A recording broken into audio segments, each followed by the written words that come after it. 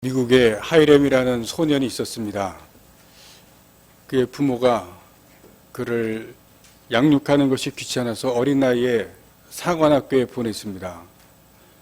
키가 153cm였는데 키가 작아서 난쟁이라는 놀림을 받았습니다.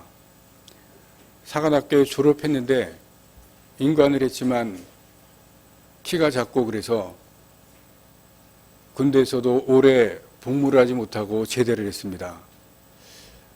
그러나 자기의 그런 신체적인 것에 불만을 갖지 않고 불평하지 않고 제대를 하고 시골집에 내려가서 농사에 전념을 했습니다. 누구를 원망하지도 않고 비관하지도 않고 그리고 조용히 농사를 짓는 가운데 남북전쟁이 일어났습니다. 전쟁이 일어나니까 장교들이 부족합니다. 그래서 나라의 부름을 받기는 했지만 민병대를 이끌고 참여를 했습니다. 사람들이 그의 인격을 존중을 합니다. 그리고 그를 따르는 사람들이 많이 생겼습니다. 북군 장교로 싸움을 하게 되었는데 전쟁에 참전하면서 승리를 이끌고 점점 혁혁한 공을 세웠습니다. 링컨 대통령이 그를 주목해서 보았습니다. 그리고 북군의 최고 총사령관의 임명을 받았습니다. 그리고 남군의 그 유명한 리 장군과 전쟁을 하고 애퍼매턱스 전투에서 드디어 승리를 해서 남북전쟁의 승리를 이끌었습니다. 그가 그 유명한 율리시스 그란트 장군입니다.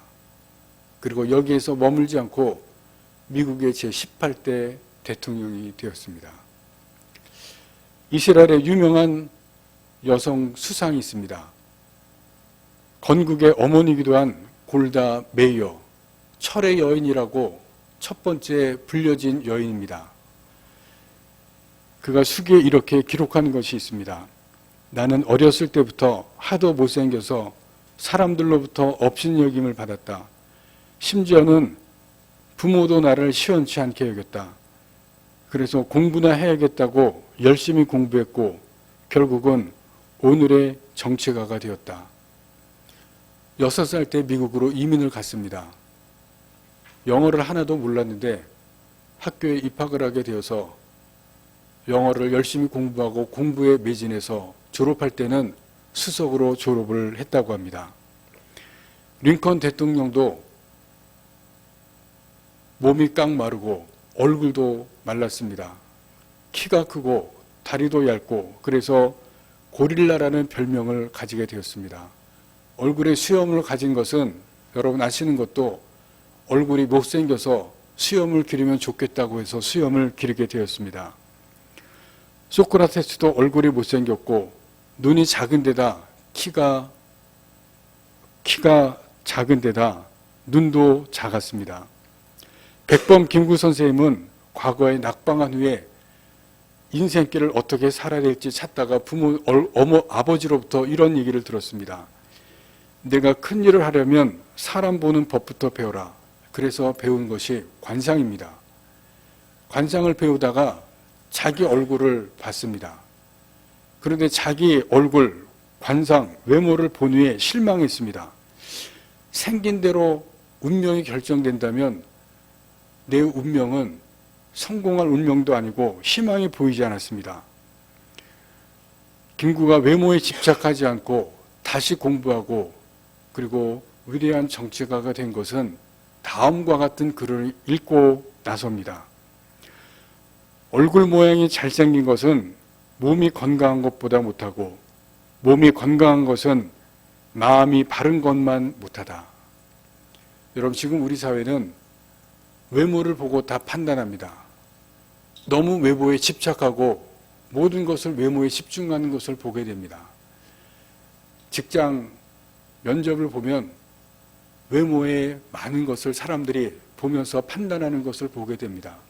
그래서 블라인드로 면접을 하는 그러한 사태까지 일어나는 것을 볼 수가 있습니다. 그러나 지금까지 말씀드린 분들은 다 외모에 컴플렉스를 가진 사람들입니다. 그러나 나라에서 위대한 인물들이 된 것을 볼 수가 있습니다. 외모하고 상관이 없다는 것을 보여줍니다. 외모로 사람을 판단하면 안 됩니다. 성경에서도 외모로 판단하지 말라고 말씀을 했습니다. 우리가 지금까지 사무엘상 16장, 15장까지 보면서 사무엘이 하나님께서 불순종한 것을 보았습니다. 하나님께서 사무엘을 버렸다라고 말씀을 했습니다. 그래서 오늘 1절 말씀에 보시면 사무엘이 사울로 말미암아 깊은 근심에 잠깁니다. 그때 하나님께서 사무엘에게 다시 말씀이 임하는 것을 봅니다. 이새의 집으로 가라. 그리고 거기에서 사무엘이 새 왕 다윗을 택하고 기름을 붓는 장면이 나오는 것을 봅니다.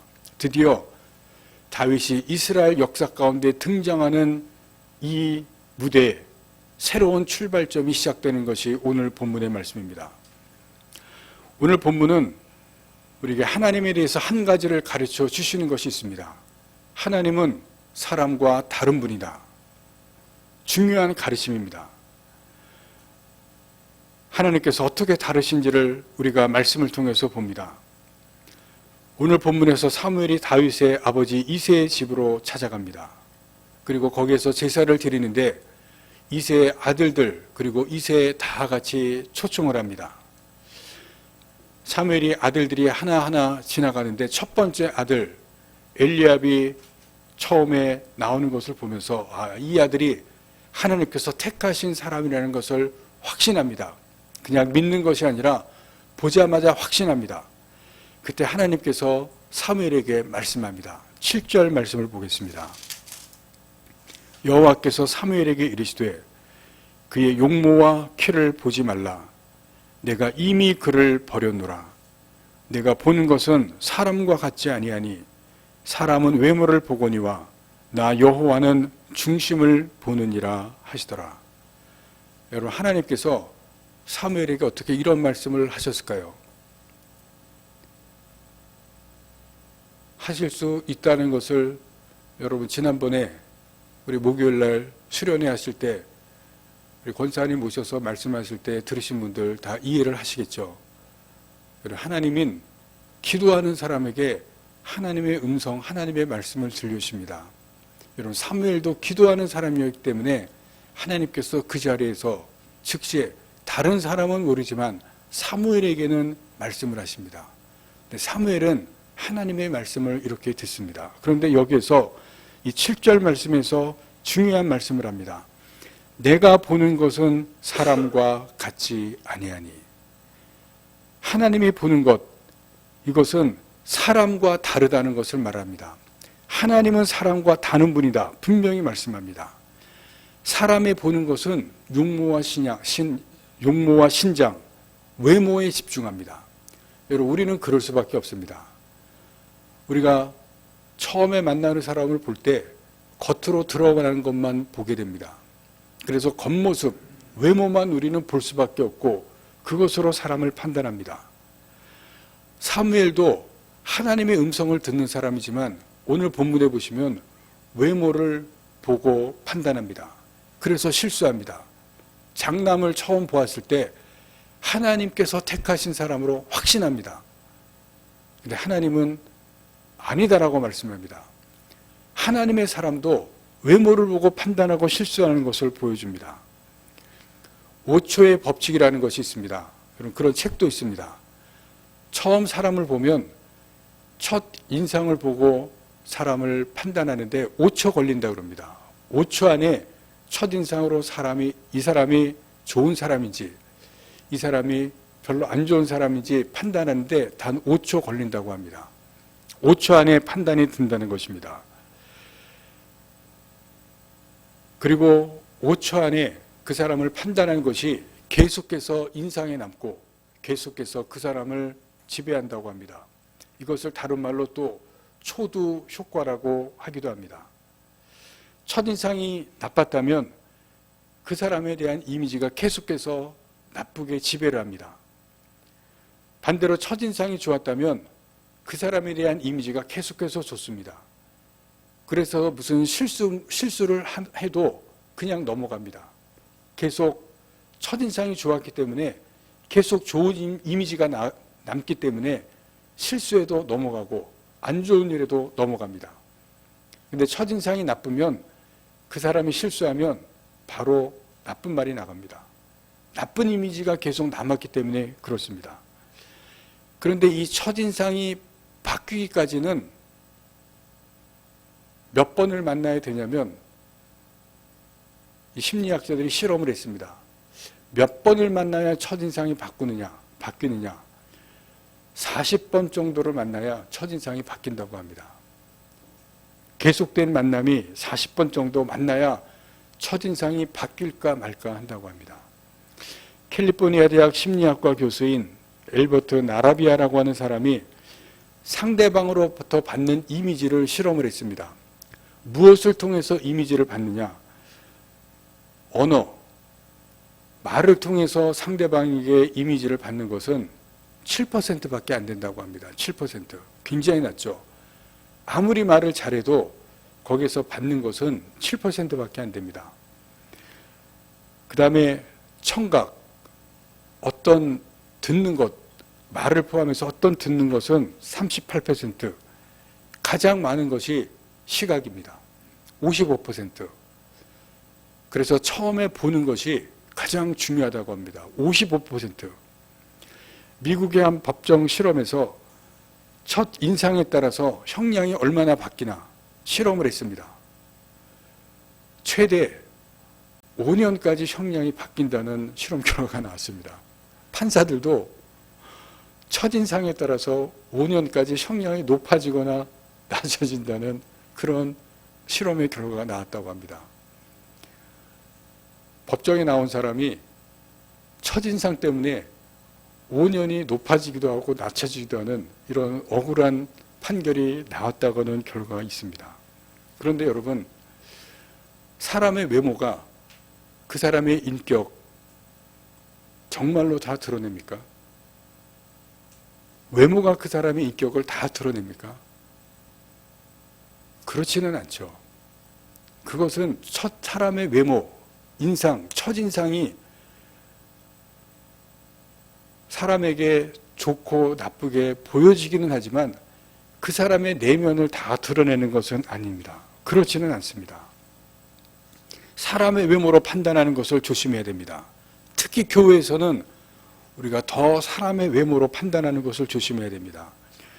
처음 오는 사람이 어떤 옷을 입었는지 우리가 어떤 옷을 입고 왔든지 똑같이 되어야 됩니다.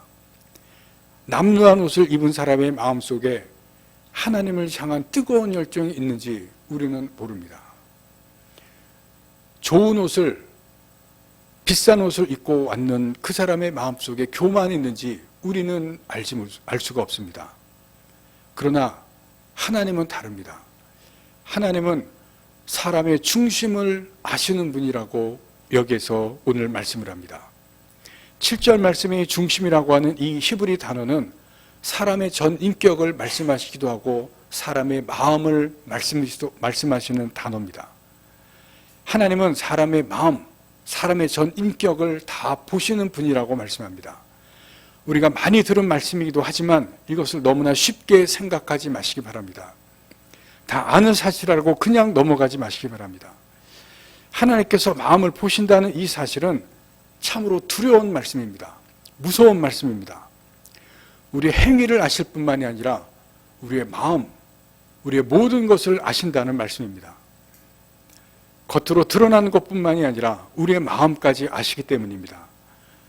우리의 행동 뒤에 속으로 비웃고 거짓말하고 우리가 계산하는 것 다 아시기 때문입니다.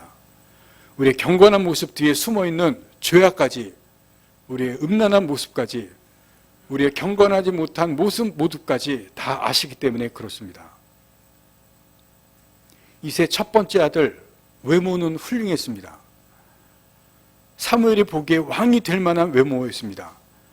그러나 하나님께서 보셨을 때 사무엘이 볼 수 없는 그 무엇을 하나님은 보셨습니다. 그래서 하나님께서 아니다 라고 말씀하십니다. 다른 형제들도 다 마찬가지입니다. 하나님께서 중심을 보셨기 때문에 그렇습니다.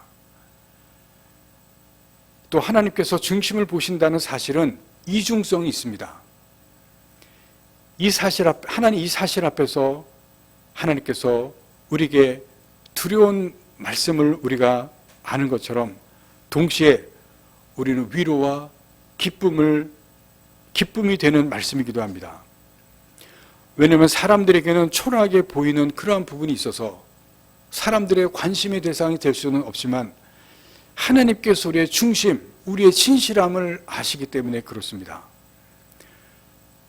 마가복음 12장에 보면 한 가난한 과부가 헌금하는 것이 나옵니다. 예수님과 제자들이 헌금하는 것을 다 보았습니다. 예루살렘 성전에는 13개의 헌금함이 놓여 있다고 합니다. 사람들이 다 보는 곳에 헌금을 하게 13개의 헌금함이 놓여 있습니다. 그곳에 동전이 들어갈 때 사람들이 동전 소리를 다 듣습니다. 금동전도 있고 은전도 있습니다. 그리고 가장 값싼 동전도 있습니다. 들어갈 때마다 소리가 나는데 은전이 들어갈 때는 묵직한 소리가 납니다.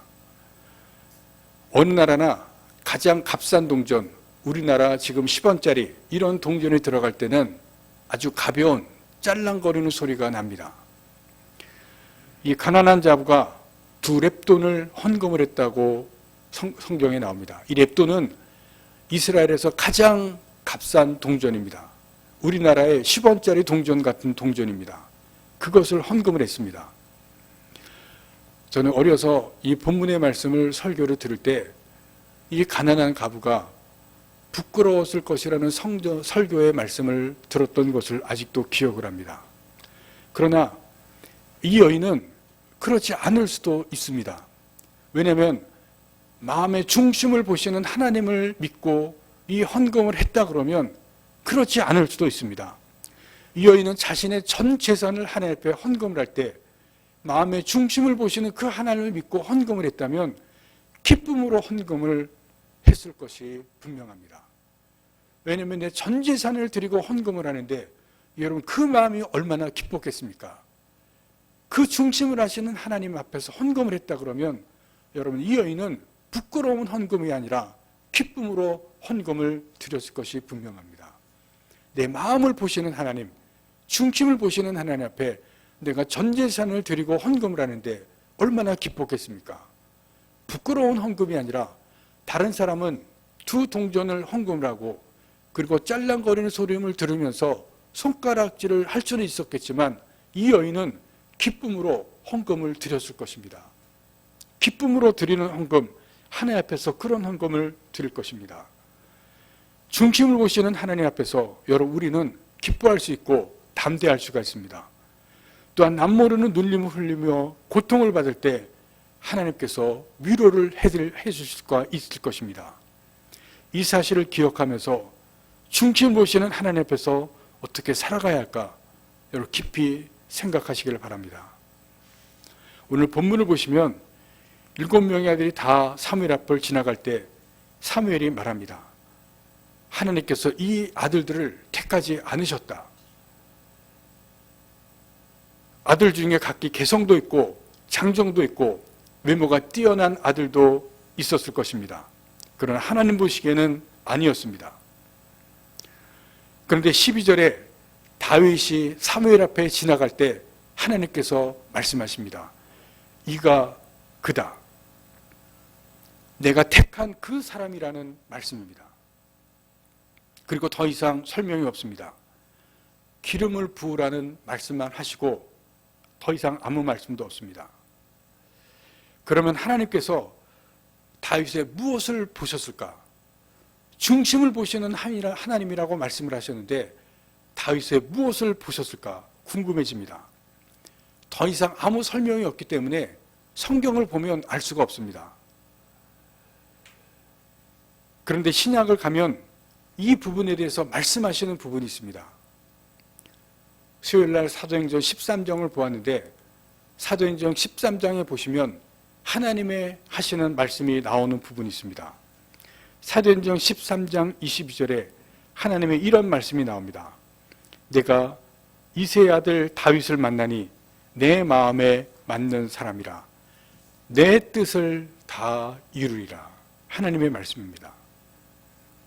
하나님께서 다윗을 내 마음에 맞는 사람이라고 하셨습니다. 옛날 성경에는 내 마음에 합한 사람이라고 나와 있습니다. 하나님이 다윗을 보셨을 때 마음에 맞는 것이 있었다는 것입니다. 하나님의 마음에 합한 그 부분, 도대체 무엇이었을까? 옛날부터 궁금했습니다. 하나님의 마음에 합하고 맞는 그 부분이 도대체 무엇이었을까? 다윗의 어떤 부분이 하나님의 마음에 합하고 맞는 부분이었을까? 설교를 준비하면서도 궁금했습니다. 옛날부터 궁금한 이 부분, 도대체 무엇이 하나님의 마음에 합하고 하나님의 맞는 부분이었을까? 여러분 중에 궁금한 적이 없었습니까? 하나님의 마음에 합한 사람이었다. 옛날 성경에 그렇게 되어 있었는데 여러분, 다윗의 어떤 마음이 하나님의 마음과 합한 부분이었을까? 궁금한 부분이 없었습니까? 저는 굉장히 궁금했습니다. 오늘 본문에 보면 다른 형제들이 모여있는 중에 다윗이 그 자리에 없었습니다. 그 이유에 대해서 이새가 이렇게 말합니다. 11절에 양을 지키나이다. 이 부분에 히브리 원어를 보시면 양을 지킵니다. 이 어감이 히브리 어떤 어감이냐면 양이나 지킵니다. 이런 어감입니다. 걔는 이 막내 여기에 부르지 않은 것은 양이나 지키는 아이이기 때문에 부르지 않았습니다. 그런 하찮은 아이입니다. 이런 어감입니다. 양이나 지키도록 밖에 내보낸 그런 아이입니다. 이런 어감입니다.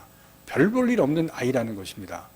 지금 사무엘이 하나님께서 택한 사람을 지금 선택하기 위해서 아들들을 다 모으라고 했는데 이새가 다윗은 아예 제외시켰습니다. 별 볼 일 없는 우리 집안에서 하찮은 그런 아이이기 때문에 아예 선택해서 제외시켰습니다. 별 볼 일 없는 양이나 돌보는 그런 아이, 그런 의미로 지금 말하는 것입니다.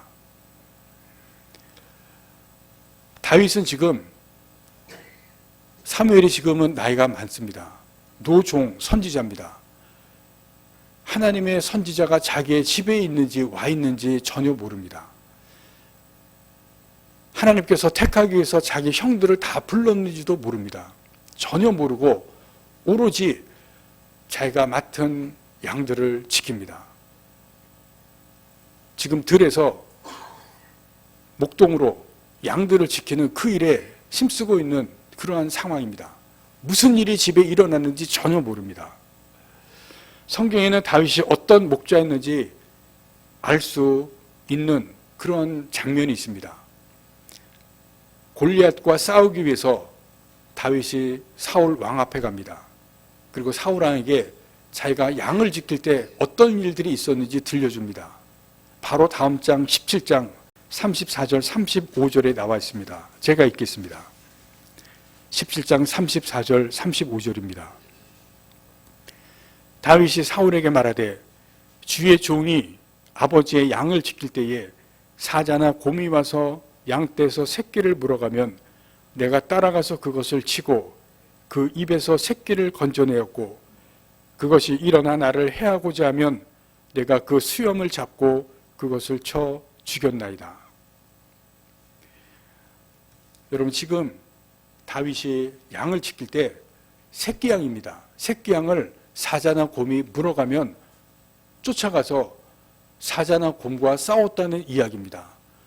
사자나 곰을 다윗이 지금 어린데 가서 싸웠다는 것은 무슨 얘기입니까? 자기 목숨을 내놨다는 것입니다. 자기 목숨을 내놓고 가서 어린 양, 그것도 좋고 튼실한 양이 아니라 새끼 양 하나를 지금 지켜내기 위해서 자기 목숨을 걸고 어린 양을 찾아왔다는 겁니다. 지금 목자로서, 목동으로서 자기 일을 하는데 어느 정도까지 일을 했는지를 지금 사울에게 이야기를 합니다. 어린 양 새끼 하나를 지키기 위해서 사자와 곰과 싸우는, 자기 목숨을 걸고 싸웠다는 것을 말하고 있습니다. 싹곰 목자가 아니라 진짜 목자입니다. 그만큼 성실하게 책임감 있게 자기 목자로서의 일을 감당하는 것을 말하고 있습니다. 아버지가 부를 때까지 이렇게 양을 지키는 성실함을 보여줍니다. 들판에는 보는 사람이 없습니다. 아무도 보지 않습니다. 그러나 성실하게 지금 목자로서 양을 지킵니다. 책임감 있게, 어린 양 하나도 뺏기지 않게 책임감 있게 양을 지킵니다. 나 혼자 무슨 행동을 하든지 상관이 없지만 그러나 성실한, 책임감 있는 이런 모습을 보여줍니다. 그런데 더 중요한 것이 있습니다. 무엇이냐면 하나님께서 이 양을 지키는 다윗을 보았다는 사실입니다. 이 모습을 하나님이 보았습니다. 목사님이 그걸 어떻게 합니까? 옛날에 다윗이 그렇게 한 거 목사님이 어떻게 합니까? 저도 모릅니다. 그런데 성경에 기록되어 있습니다. 여러분 7절 보시면 중심을 보신다고 하나님이 말씀하셨는데 이것은 우리 마음을 보는 겁니다. 우리 행동까지 보는 것을 말씀하시죠. 그런데 1절에 보시면 하나님께서 보신다는 또 다른 말씀이 나옵니다. 1절 말씀을 보시겠습니다. 1절 중간부터 하반절에 이런 말씀이 나옵니다. 내가 너를 베들레헴 사람 이새에게로 보내노니 이는 내가 그의 아들 중에서 한 왕을 보았느니라. 이렇게 나옵니다. 한 왕을 보았다. 그래서 이새 베들레헴에게 보냅니다. 여기서 왕을 보았다는 것은 다윗을 보았다는 겁니다. 하나님께서 이미 다윗을 보았다. 이런 과거입니다. 다윗의 무엇을 보았겠습니까? 양치는 모습을 하나님께서 보셨다는 겁니다. 그리고 다른 것도 보셨습니다. 양치는 것, 사울왕에게 말한 어린 새끼가 곰을 물고 곰이 물고 가고 사자를 물고 가는데 다윗이 가서 그것을 뺏어오는 것 하나님께서 보셨습니다. 여러분 제 얘기가 아닙니다. 하나님께서 1절에 보셨다고 말합니다. 한 왕을 보았느니라. 아들 중에서 다윗이 양치는 것 이미 보았습니다. 다윗이 어떻게 행동하는 것을 보셨다는 것입니다. 하나님께서 다윗의 행동 하나하나 하는 것을 이미 보셨습니다. 여러분 1절 말씀은 굉장히 중요한 것을 보여주는데 여기서 보았다는 히브리 단어와 7절에서 중심을 보느니라는 히브리 단어는 같은 단어입니다. 히브리의 같은 단어를 기록합니다. 하나님께서 우리의 마음을 통찰하시는 것, 하나님께서 다윗의 행동을 보는 것 똑같은 단어입니다. 하나님께서 이미 다윗이 목자로서 목동으로 행동 하나하나 하는 것을 보셔서 이미 왕으로 택하셨습니다.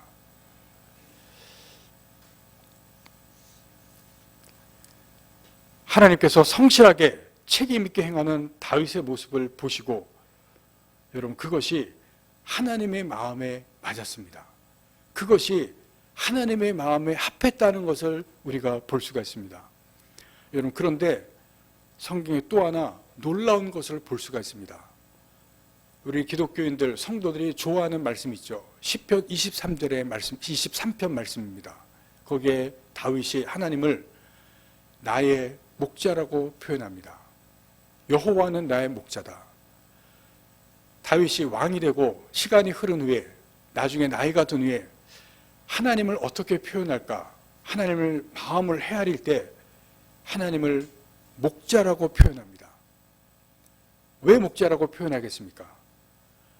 자기가 옛날에 양을 키울 때 그때 자기가 양을 키울 때 그 모습을 기억한 겁니다.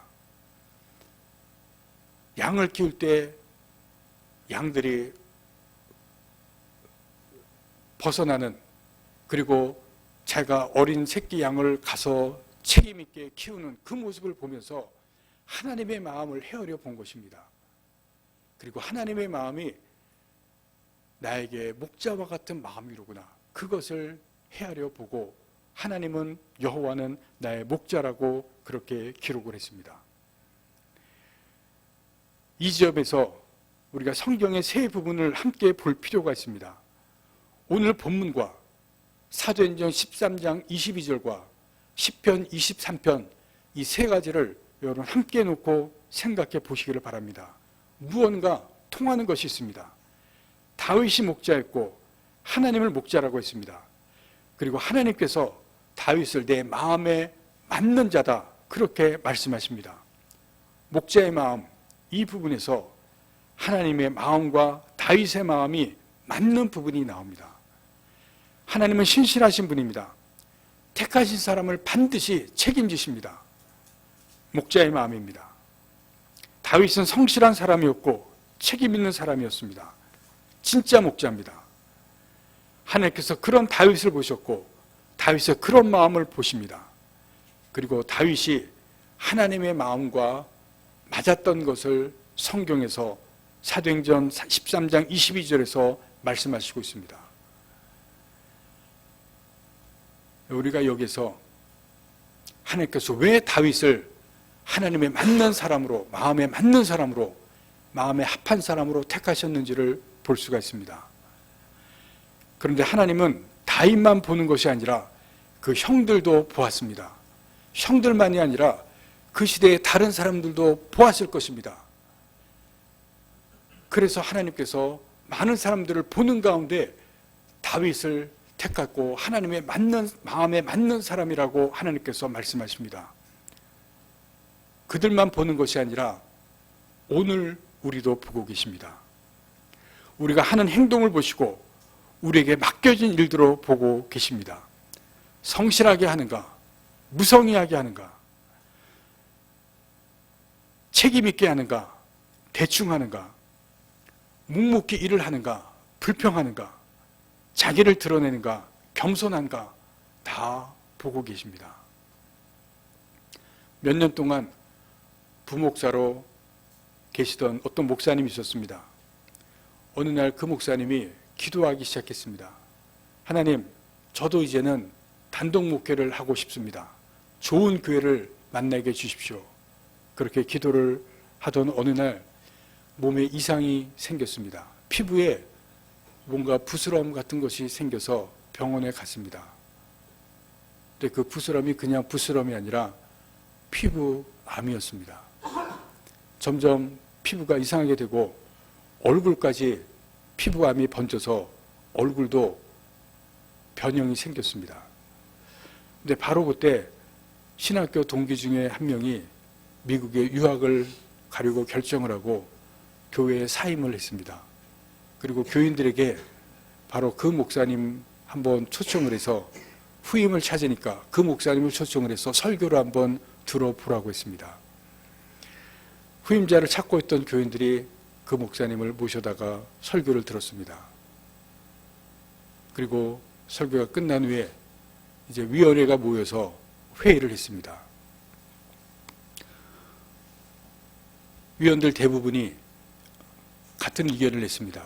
목사님 설교는 참 좋은데 목사님이 피부암에 걸려서 머리도 빠지고 이제 얼굴도 이상이 생기고 목사님이 언제 죽을지 모르는데, 언제 돌아가실지 모르는데 우리 교회 담임 목사님으로 모시기에는 안 된다. 다 반대 의견을 냈습니다. 그때 한 의원이 이렇게 얘기했습니다. 제 생각은 다릅니다. 저 목사님을 우리 교회 담임 목사님으로 모십시다.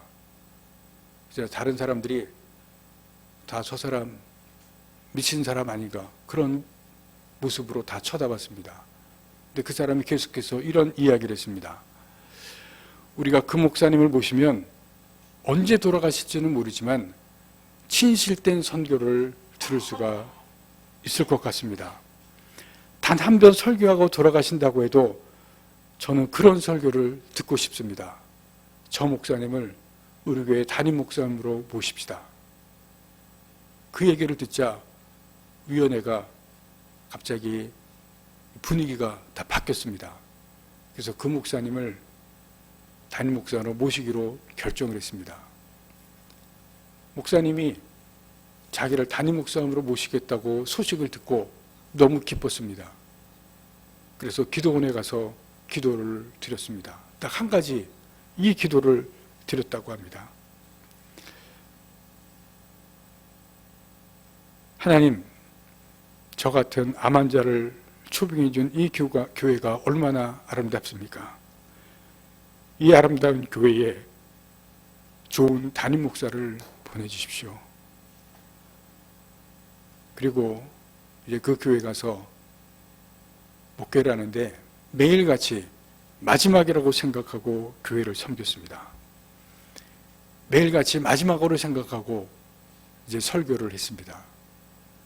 그러면서 그렇게 기도하다가 그러다가 병이 나았습니다. 그리고 지금도 그 교회에 잘 목회하고 계시다고 합니다.